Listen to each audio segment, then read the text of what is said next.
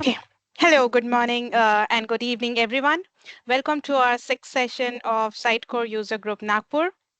I am Mahima Patel, and it's a pleasure to be here with all of you today. Before we dive into today's session, I wanted to share a quick update with all of you. Recently attended Sitecore User Group Conference India, and it was an incredible experience attending the sessions and meeting with everyone.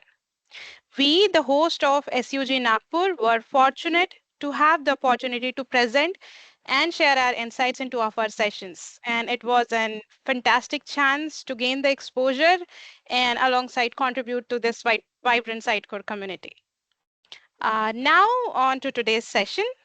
We are privileged to have Corey Smith with us, an esteemed independent consultant and a recognized Sitecore MVP. Corey Smith is a well-known figure in Sitecore community and very well known for his deep expertise and contributions in this community. Today, he'll be sharing some of his valuable tips and tricks for Next.js and Sitecore headless development and implementation. In this session specifically, Corey will share practical techniques to optimize your Sitecore headless solution built with Next.js and enhance your development workflow. Drawing from his extensive expertise, Corey will delve into leveraging the Sitecore Next.js starter kit and SDKs to streamline configuration, simplify upgrades, improve the editor experience, code optimization, and enhance application performance. Without further ado, let's welcome Corey Smith. Over to you, Corey. Hey, thank you. That was an excellent introduction. I will share my screen. See the PowerPoint slides? All good? Okay, Yep. cool. Yes. Yeah, thanks again for that introduction. Really excited to be here today. So I'll be presenting tips and tricks for Next.js and Sitecore Headless. My hope is that you can take some of these tricks from this presentation and start using them on your projects right away. So I'm Corey Smith. Again, fantastic intro, but just go over a few things. Independent consultant based out of Atlanta, Georgia. I'm an 8-time Sitecore MVP. I've got over 9 years of Sitecore experience. I'm a happy dad to a 1.5-year-old, and I'm a lawn care and smooth jazz enthusiast. So if you like either of those things, reach out to me on Slack at SiteCorey, and my website is coreysmith.co. That's where I blog about all things Sitecore. Every Friday at 12:15 p.m. Eastern Time, I co-host Sitecore Lunch with my friend and fellow Sitecore MVP Jim Patillo.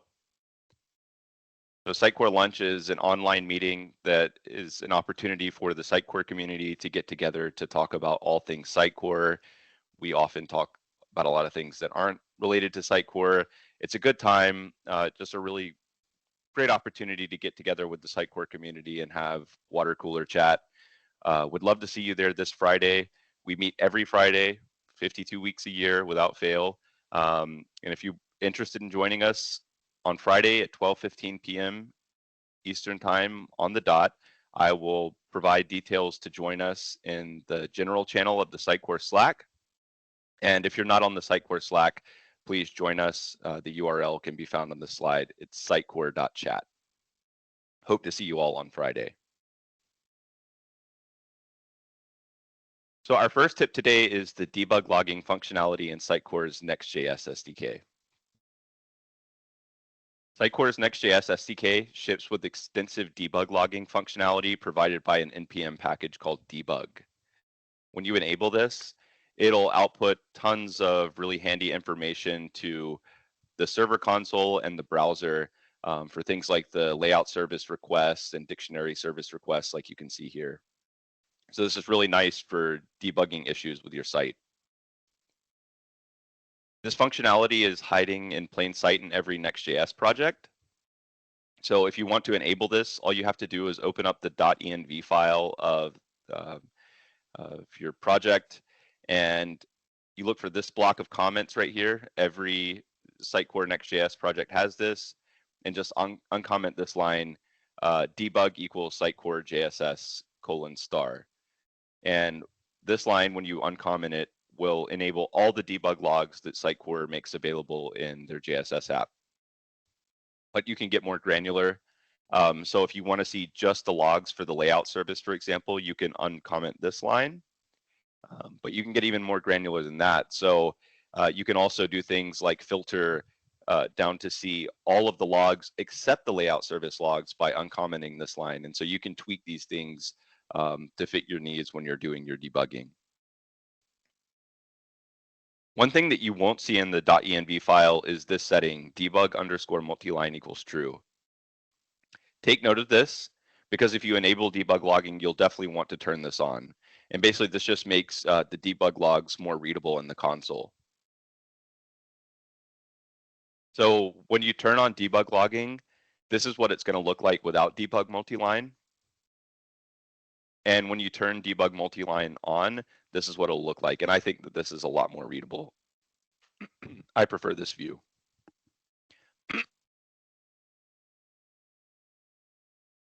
JSS ships with a ton of debug filters. And so this is a table of all the filters that are available. There's a filter to turn on all the debuggers using Sitecore JSS star. But if you want to see just HTTP and API calls that are being made with the data fetchers, you can turn that on. There's a filter for just the layout service and the dictionary service or the editing host. If you're working with headless SXA, there are filters for SXA features like the sitemap service, site info service, redirect service, robot service. And if you're working with CDP or personalized, there's even a filter for any kind of calls that are being made for that. So we looked at turning on debug logging in the server, but you can turn it on in the browser as well. It's a little bit different. So in the browser, any settings that you set in the .env file, they won't carry up. So the way that you turn on debug logging in the browser is you'll open up your browser console, and then on local storage, you'll set the debug property to the debug log filter that you want to see. And when you set this, then in your browser console, you'll start seeing the debug logging come through like you see in the picture here. Now, just take note, only things that happen on the client will appear in the browser console. So when you turn this on a new Next.js application, you're not going to see anything in the browser console, because things like layout service requests and dictionary service requests mostly happen on the server, so they won't appear here. To recap, you can enable debug logging for the server in your .env file. Make sure that you set debug multiline equals true for better readability. In the browser, you enable debug logging by setting the debug property on local storage. And if you want to set up your own namespaces, so Sitecore, of course, namespaces all of their logs with Sitecore-JSS, you can actually create your own namespaces with debug in your application, starting with your company's name, for example. And if you're interested in doing that, I recommend that you go and check out the debug documentation on the npm.js site that's linked here. And also Sitecore's got some really good documentation on the debug logging that they make available.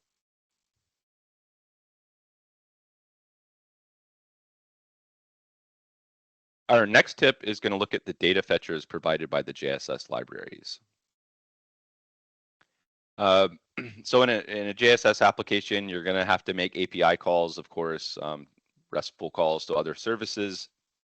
You're probably going to be doing that using fetch, but the Sitecore JSS library exports 3 fetchers that you can use in your application that wrap fetch, Axios, and provide a way for accessing the Sitecore APIs. So the first fetcher is called the native data fetcher. Again, this wraps fetch. There's the Axios data fetcher. This wraps Axios. You probably won't ever need this. And there's also the GraphQL request client. And the GraphQL request client is configured to make calls to the Sitecore GraphQL APIs.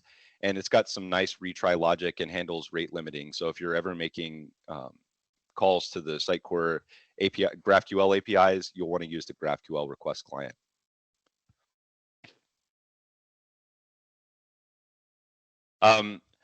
For general API calls, if you like Axios and have a compelling reason to use it, you can use the Axios data fetcher. But I'm really going to recommend that everyone making API calls use the native data fetcher. The reason being, Vercel, the company that maintains Next.js, they actually have their own implementation of fetch, which the native data fetcher wraps.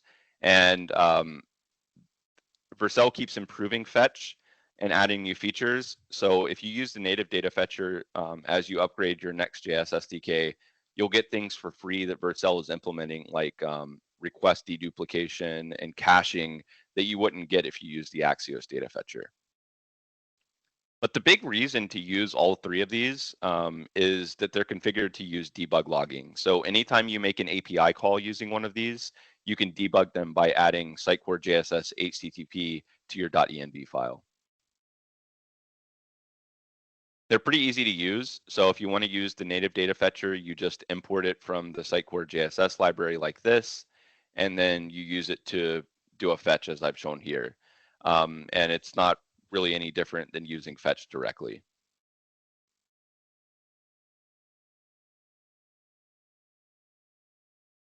To see debug logs for these functions on the server, again, just in your .env file, set debug to Sitecore JSS HTTP or star. That will include these as well, and then turn on debug multiline. And once you do that, anytime you make a call using one of those wrappers, you'll start seeing the requests and the response come through in the server console like this. That's quite handy. If you use these methods inside of a client-side interaction, like a use effect, for example, again, set the debug property on local storage in your browser to Sitecore JSS HTTP, and then you'll start to see debug logs in the browser console anytime you use those for client-side interactions. So to recap, use native data fetcher instead of fetch. Axios data fetcher you probably don't need. Anytime you're calling the Sitecore GraphQL APIs, use the GraphQL request client. And the nice thing about all of these is that they're wired up to use debug logging for diagnostics.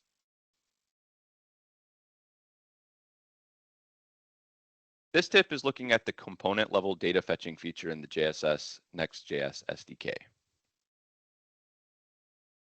So let's start by looking at a typical data fetching scenario.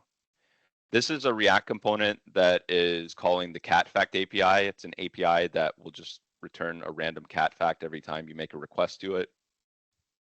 And I'm just using this to illustrate what you're doing, a standard API call scenario in a React component. So anytime in a React component that you want to make an API call, you're going to use this combo of use state and use effect like I've shown here. So the first thing that you'll do is you'll use the use state hook to declare some state, and then you'll use the use effect hook to actually make your API call. And you'll set up your API call so that once it returns data, it'll update the state using the use state hook, and then this will trigger a re-render of your component to actually show the data that comes from the API.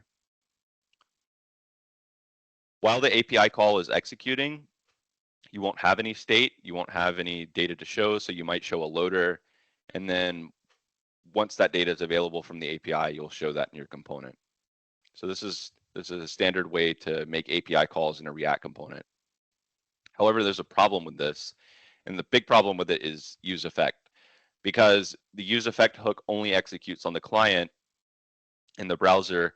It doesn't execute during server-side rendering. And so like I showed, you're going to have a loader while that data is loading from the API. And so as a result, the component's content will flash when loaded in the browser, as you can see here. So on initial load of the page, you see a loading message or some kind of loader animation, and then the component will re-render with the API result when loading finishes. This isn't the best user experience, and it can have negative impacts for SEO on your site. And the cool thing is that Vercel in Next.js, they have introduced a solution for this at the page level. And that comes in the form of two functions called get static props and get server side props. So these are server side data fetching function or server side methods you can use to do data fetching during SSR or SSG of your application. If your application is using SSG, static site generation, you can use get static props. And if your application is using server side rendering SSR, you would use get server side props. So let's look at a simple example. So here we're just looking at a regular Next.js application. We're not considering JSS or Sitecore or anything like that. And a regular Next.js application, you can export get static props or get server-side props alongside your pages. So this is done at the page level. So at the page, you export get static props, for example, and then inside of this function, you can do things like API calls, computationally heavy tasks that you don't want to happen on the browser. And so here we're just making an API call with fetch. And then all you do is from get static props or get server-side props, return some data. And Next.js during server-side rendering and client-side rendering, in fact, will just magically pass this data that you return from this function as a prop to your page. And then from that point, you can start passing that prop down to components that are loaded on your page. So this is a really great feature because it's going to allow us to avoid the content flash and improve SEO. But it's got a drawback. Since these methods must be declared at the page level, you have to do data fetching for all of the components on your page here. In a vanilla Next.js application where your pages might be static and you know all the components that will be rendered ahead of time, this might be okay. But in Sitecore, pages aren't static. They're built by content authors and components are injected into the page dynamically at runtime. So our pages in Sitecore generally just have a single placeholder on them or a few placeholders that the content authors put components into. So we don't know ahead of time what's going to get rendered. Doing data fetching for all of those components ahead of time in a Sitecore application would be a really big waste of time, right? Because we don't know what's going to get rendered on the page. Say you've got 100 components in your data library, in your component library. You don't want to do data fetching for 100 of those components, only to have 5 of them rendered on the page. So the Sitecore JSS team has implemented a really cool feature to address this problem, and that's the ability to declare these methods at the component level in addition to the page level. So let's look back at our example from before with the cat fact API. So here we've got our content block component that's calling the cat fact API. And we can refactor this to actually get the cat fact API results during server-side rendering or static site generation quite easily. So what we'll do is we'll get rid of the use state and use effect hook. And instead, we'll just, alongside our content block component, export get server-side props or get static props, as you can see here. And then inside of that function, just go off and call the cat fact API, return the data that we get. The JSS SDK is going to pass that data from our function down to our component, and then we can just render it. So this is awesome because it keeps your server-side data fetching code really close to the components that are actually using it, and it ensures that this server-side data fetching code will only execute when the component is rendered. There's no animation to show anymore because all this data is generated during server-side rendering or static site generation. So yeah, there's no loader or anything to show. Just your users get the data immediately on page load. That's really nice. There's one thing to be aware of. So if you're working on a Next.js application that's on the JSS libraries before 21.6.4, heed what I'm about to say. If your version of the JSS libraries is 21.6.4 or later, you don't have to worry about this. There's a major bug in the Next.js JSS SDK, and it's got to do with those two methods I mentioned before. When you declare get static props and get server-side props on a page in a Next.js app, Next.js is going to automatically exclude these methods from the client bundle. And this makes sense because the code in those methods only executes on the server, so it doesn't need to be included in the code that's served to your site visitors. Vercel even tells you in their documentation, you can take advantage of this fact and you can safely make database calls directly and get static props and get server-side props without going through APIs. You can put connection strings in those methods. You can have API, database secrets, whatever in those methods without fear of those leaking to the client, because that code stays on the server only. However, the component level get static props and get server-side props are not excluded from the client bundle in versions of JSS before 21.6.4. This was a bug in the JSS Next.js SDK. So as a result, if you're on JSS 21.6.4, a version prior to that, then you cannot, under any circumstances, put sensitive data in the component level get static props or get server-side props methods. If you do, if you put a connection string in those methods or an API secret, you can go ahead and consider those compromised, because they're actually going to be up in the browser and people can go and look in your JavaScript bundles in the browser and see those secrets exposed in plain text. However, if you're on those older versions of JSS, I still think there's value in using these component level server data fetching methods, because it does give you a way to do data fetching during SSR or SSG. And I really like how it keeps your server-side data fetching code so close to your components. It's really nice for code organization. So to recap, use get static props in your components or get server-side props in your components. That's a nice thing in the JSS SDK. If you're able to, upgrade your JSS libraries to 21.6.4 or higher as soon as you can, and do not put sensitive data in the component level get static props or get server-side props methods.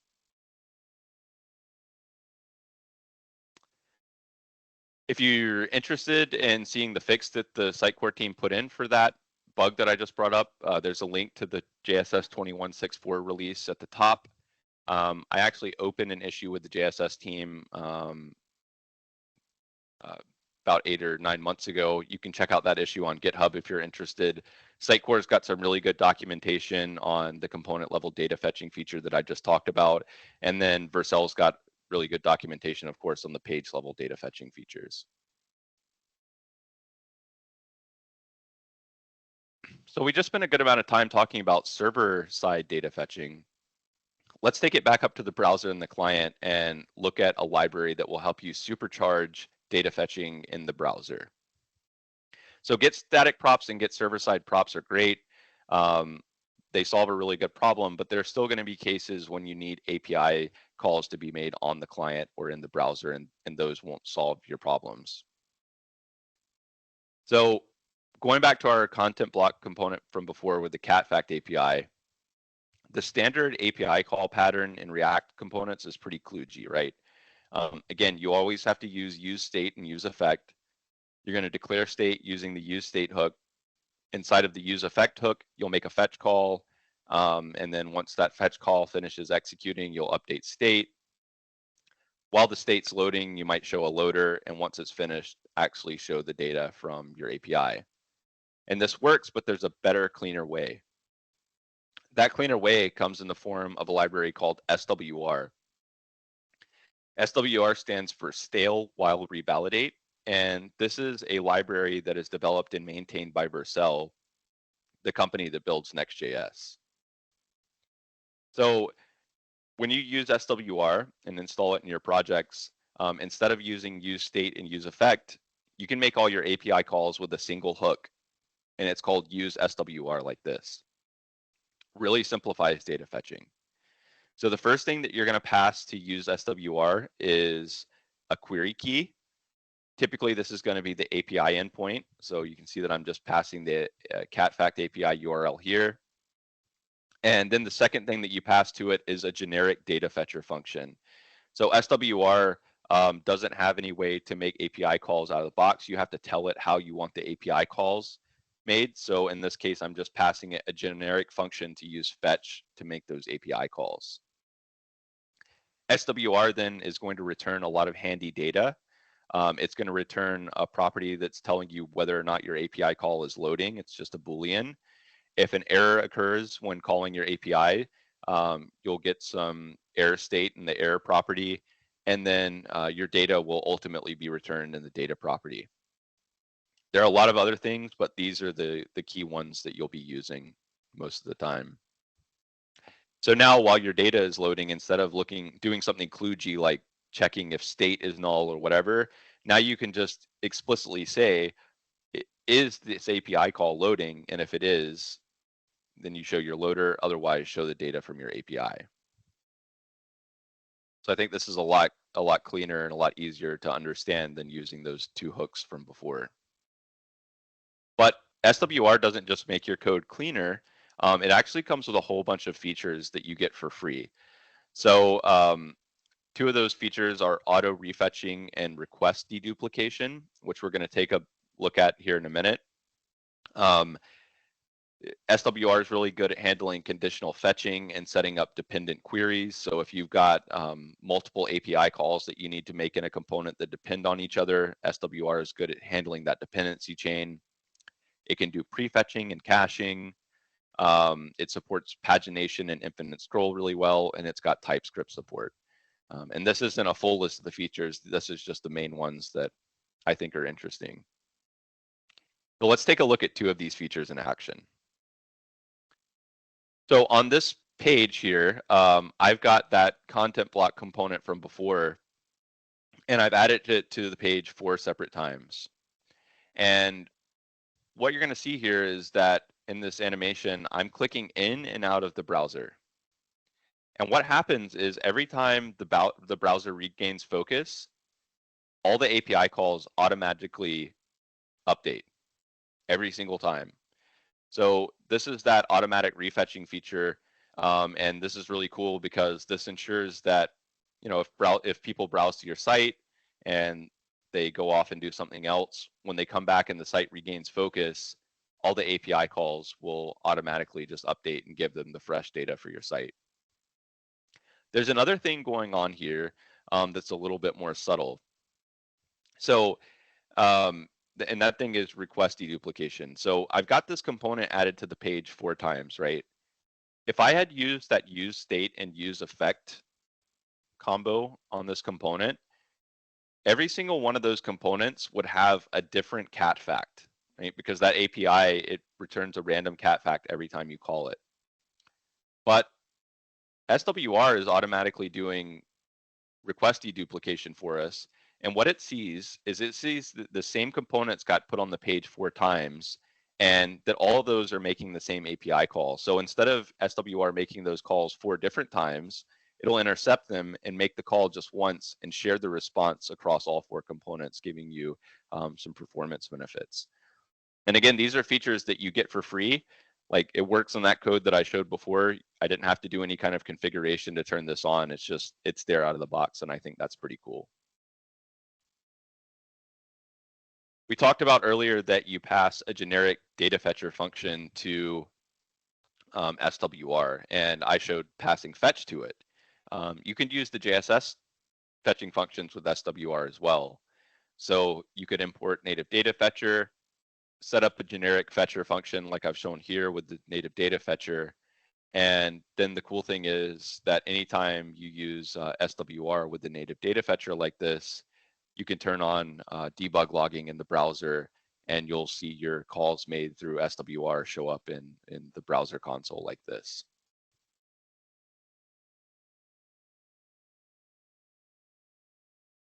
SWR has a really cool browser extension called SWR Dev Tools that you can install. This will give you the opportunity to inspect the cache that's built up by SWR, look at the history of calls that are made, and inspect network requests that are being made by SWR as well. This is really handy for debugging your site if you're using SWR. So to recap, SWR simplifies and supercharges your data fetching code. It's not the only game in town. There's actually another library called React Query that's a great alternative to SWR. I've used both in projects with success. If you've not used either of them, I recommend you check out both and decide which is best for your team. The documentation for SWR can be found on Vercel's site here. If you're interested in the dev tools, there's the link to go and get that, and the link to the React Query site if you're interested in checking that out and comparing it as well.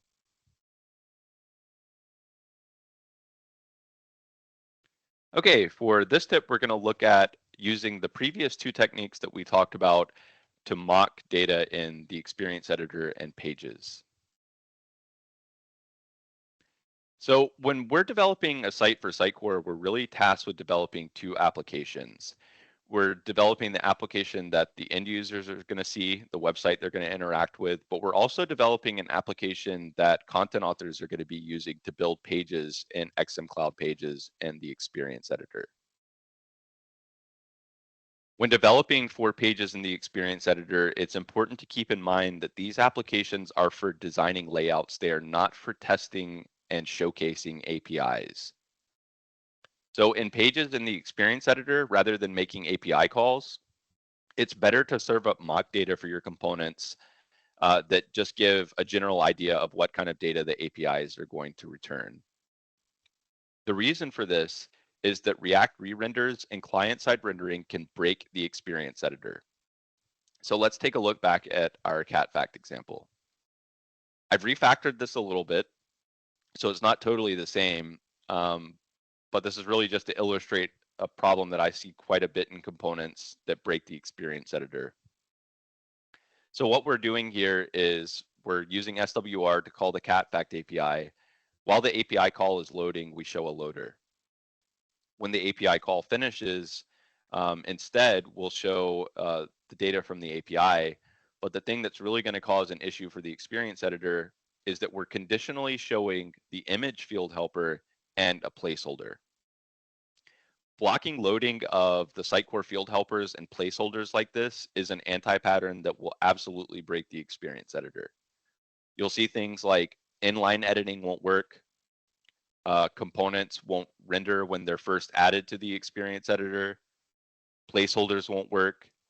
You'll get messages like when you try to use the placeholder, like could not load or could not find the rendering in the HTML loaded from the server.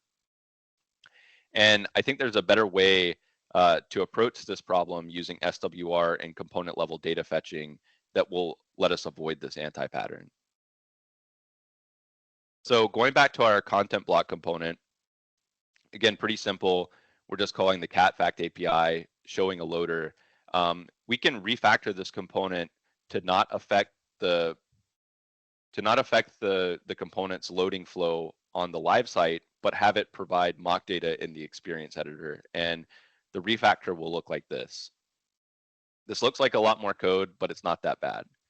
The first thing that we're doing in our component is we're exporting get static props or get server side props alongside the component. Inside of that, we'll just look to see if we're in the experience editor.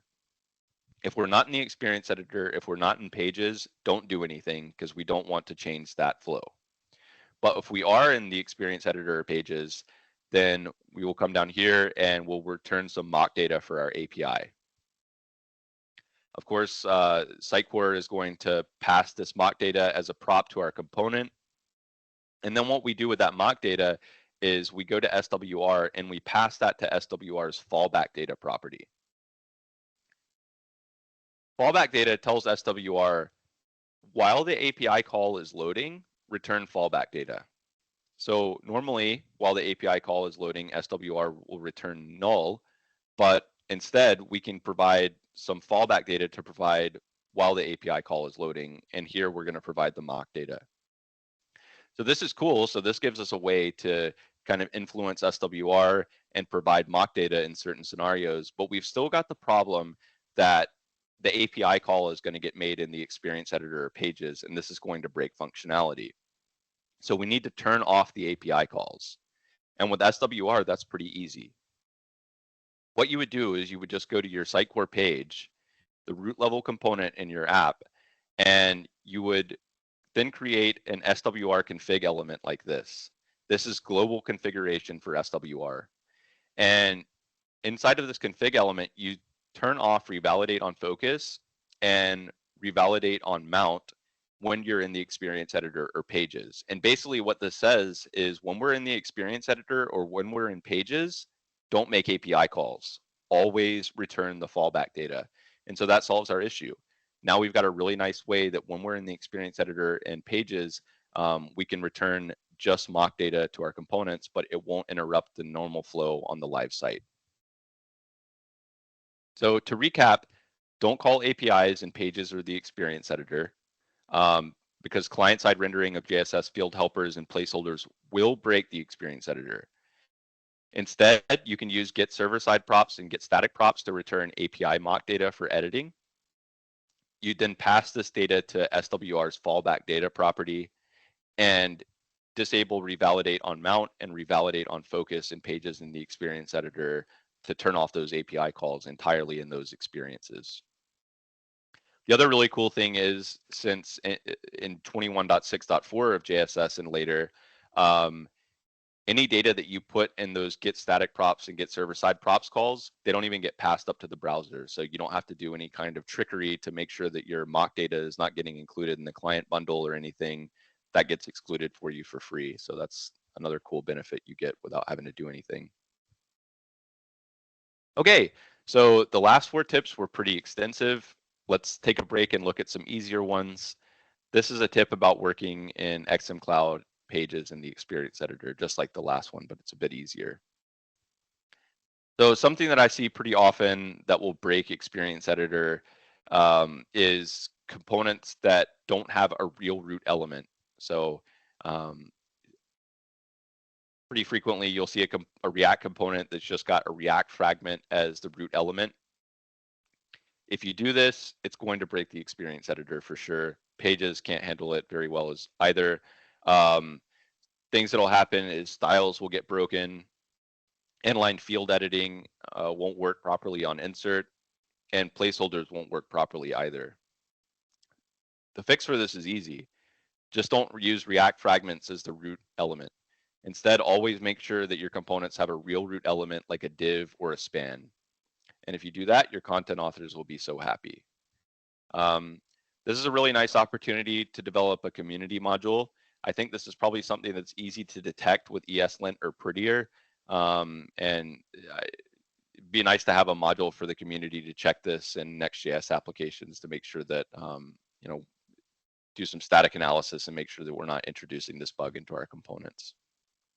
Other interesting thing about this isn't just a Next.js problem or React problem. This problem actually goes all the way back to XSLT, web forms, and MVC. They'll have the same problem if you don't have a single real root element on your components. This next tip is also easy, and this is looking at disabling Next.js telemetry. So Vercel is collecting a lot of telemetry from your Next.js server to help them improve their product. But if you or your clients are particularly privacy focused, you can turn this off pretty easily. All you have to do is open up your .env file, set next telemetry disabled equals 1 like I've shown here, check it into Git, and done. You've turned off telemetry.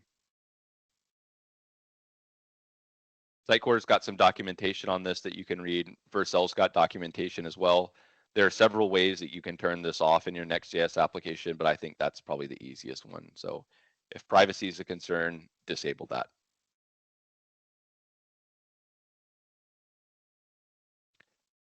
For this step, we'll look at a feature in the Sitecore Next.js SDK that will help you with upgrades. And that's Next.js config plugins. In the root of your Next.js application, there's a Next config.js where you can configure all of the Next settings. Next config.js has a bunch of settings in it by default when you create a new Sitecore Next.js application. Things that can be configured there, environment variables. You can add default headers from your server, change image behavior, set up redirects or rewrites for the server, and configure Webpack settings. These are all good things to change, but modifying these directly in the Next config can make upgrades of your projects a little bit more difficult. There's a cleaner way to do this, and that's in the form of config plugins. So in your Sitecore Next.js application, there's a folder source lib next config plugins, and inside of that, you'll see a whole bunch of config plugins that Sitecore has created by default. They all take this form. The code's going to look the same. And where I've got it commented saying set next config.js settings here, instead of modifying next config.js directly, you'll just make your changes here inside of this. If you're coming from the .NET world or the Sitecore world, these config plugins are very similar to config patches and web config transforms, because what happens is all the plugins that get created in this folder at build time, Sitecore just takes all of them and basically applies them to the next config.js. And again, it looks very similar to a web config transform. Let's take a look at a simple example. So if you wanted to turn off the powered by header that Vercel sends from the Next.js server by default, you could of course do that in the next config.js file, but better thing to do is just create a config plugin for it, like I've done here. So you would just go and create powered by header.js in that plugins folder, and inside of it, set powered by header to false. Then the next time your application gets built, this powered by header false will get applied to your next config.js automatically. And yeah, it's quite a nice way to stop from making that file grow so much, and you can keep your functionality nicely chunked together in these plugins. Because you can imagine, like, this is a very simple example, but there are some features in your application that might require things like rewrite rules. You might need redirect rules for a particular feature. You might need to set up some headers, might need to set up some webpack config, whatever. And all that belongs to a single feature. If you make those changes in the next config.js, you're going to be making those changes all over the place in that config file, right? But if you make a config plugin, you can keep all of the changes for your particular feature. You can keep all of them together in a single config plugin, which again makes for better code maintainability. Just remember that anytime you make these config plugins, they're not going to get picked up by hot module reloading. So you're always going to have to run JSS start or restart your rendering host and Docker to pick these changes up, because they get incorporated at build time. So to recap, Sitecore gives us a way that we don't have to edit the next config.js directly. Instead, we can create config plugins. And yep, anytime you make a config plugin or change them, just remember that you need to rebuild your app.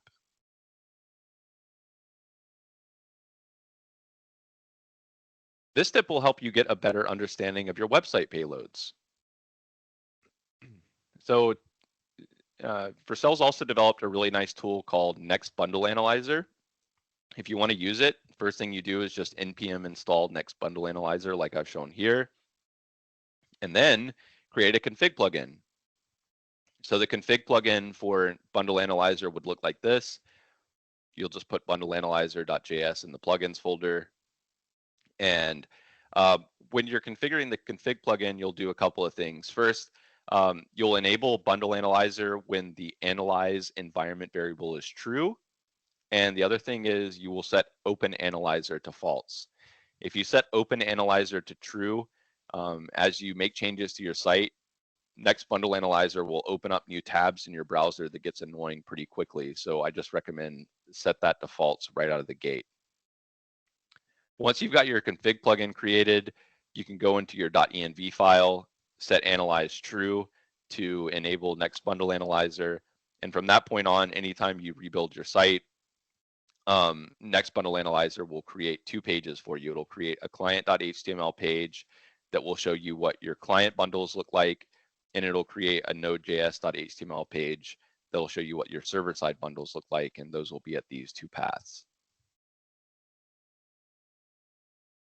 The client HTML page, when you open it up in your browser, will look like this. It shows you these really nice boxes broken up by the chunks that get sent up to the browser. So you can see main.js. There's a chunk for the 404 page, a chunk for your catch-all page route, and a chunk for the app.js or the app.js file. One thing that's interesting, you look at the 404 and the page, the catch-all page route, you can see that node modules is actually taking up the majority of space in those bundles. You'll also observe that your components that get included for those pages don't take up that much space. It's kind of hard to see, so you can open up a sidebar and you can zoom in on a particular chunk if you like. So if you wanted to look at just a catch-all page route, you could do that. Again, you can see that node modules is taking up most of the space in this chunk. Down here, the Sitecore JSS libraries are contributing a good amount to that. And then here are all the components that are getting included for that chunk as well. You can mouse over any of these boxes and it'll actually tell you exactly how many kilobytes that box is contributing to the chunk. So it's pretty neat. That's the client pages. If you want to look at the server side pages, you just open up that node.js.html page. It looks a little bit different because there are some things that are in the server bundles that aren't in the client bundles. For example, document.js, we didn't see that in any of the chunks that are on the client side bundle because document.js is code that only executes on the server. So it doesn't get included in those client bundles. To recap, you can use Next.js Bundle Analyzer to diagnose and understand your bundle sizes that are getting sent up to the browser. You can also use it to find code that doesn't belong in the client and enable that with a config plugin.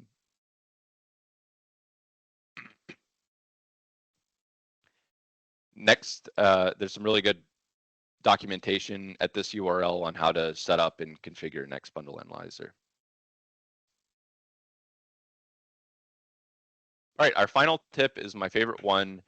This is about a great node package called Patch Package. So if you've ever wanted to make a change to something in your node modules folder and share that with your team, Patch Package is the example, or is the solution. Patch Package will let you make changes to the node modules folder, and then it'll create patch files from those changes that you can put into your repo and share with your team. So let's take a look at how that works. The first thing that you do is you use npm to install Patch Package. And then you'll go into your package.json file and you will add a post install script. And what this does is it just tells your application anytime npm is installed, after the install finishes, run patch package to apply all the patches to our node modules folder. The next thing you would do after you've done that setup, you can just go and start making changes in your node modules folder. So here we've got the isEven index.js file open in the node modules folder. And if you wanted to change this, for example, to make it so that isEven always returns true on Mondays, you could do that. And then if you want to share this change with your team, you'll just go to the console and you'll run npx patch package and pass it the name of the module that you modified. So in this case, we modified the isEven module. From that point, patch package is going to go and it's going to create a temporary folder, and it's going to pull down a clean version of that package that you modified. It'll then diff that clean version of the package to the package in your node modules folder and create a patch file for the differences. This patch file will get created in the patches folder of your repo. The next thing is anytime you create these kind of patches, patch package will give you a command that you can go and create an issue on the module maintainer's website. I highly recommend that you do this. If you need to modify stuff in the node modules folder, you should let the package maintainers know so that they can make the necessary updates to their packages and that everybody else can enjoy that patch as well. The patch is going to look like this. Again, it's going to get created in the patches folder at the root of your repo. And yep, this looks like a git diff. And then from that point on, you'll check that patch in. And then anytime someone runs npm install on your repo, once npm install finishes, patch package will run. It'll apply all the patches from the patches folder. And yep, your changes will be available for your teammates or your production build or whatever. I do want to say that use patch package sparingly. You can really create a mess with this, but so don't just run to use this every time you run into a problem with a package. But there are situations where it is warranted, right?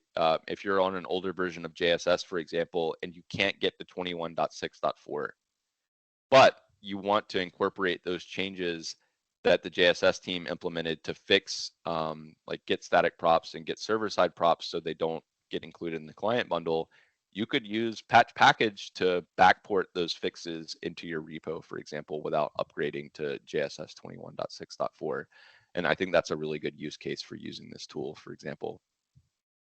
So to recap, use patch package to modify node modules. The patches get created in the patches folder in your repo. Always submit issues for patches to package maintainers and use this tool sparingly. Further reading here, this is the documentation for patch package. Highly recommend giving this a look. And if you've got any questions, feel free to reach out to me on Slack, Mastodon, or LinkedIn. Happy to discuss any of this with you. And yeah, happy to take a few questions now. I think we've got a few minutes. Thank you so much, Corey, for that insightful presentation. We really appreciate the tips and tricks that you have shared. So as you have already opened the question and answer session, anyone, if you have any question, please feel free to add it either in the chat box or Q&A so that we can take it.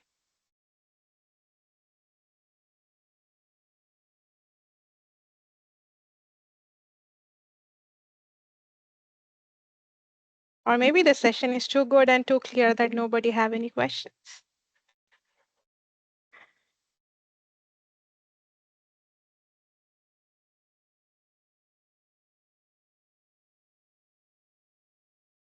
I guess that's the case.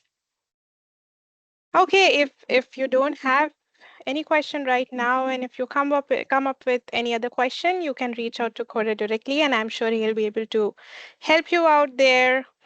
Thank you everyone for your participation and attendance. A big thank you to Corey for taking your time to share your expertise with us. We hope all of you found this session as informative and inspiring as I did. And before we wrap up today, just a quick reminder to stay connected with SUG Nagpur group community for future updates and session events. Have a great day and see you in the next session. Thank you. Thank you for having me. Really appreciate it. Great audience. Thanks. Thank you. Bye.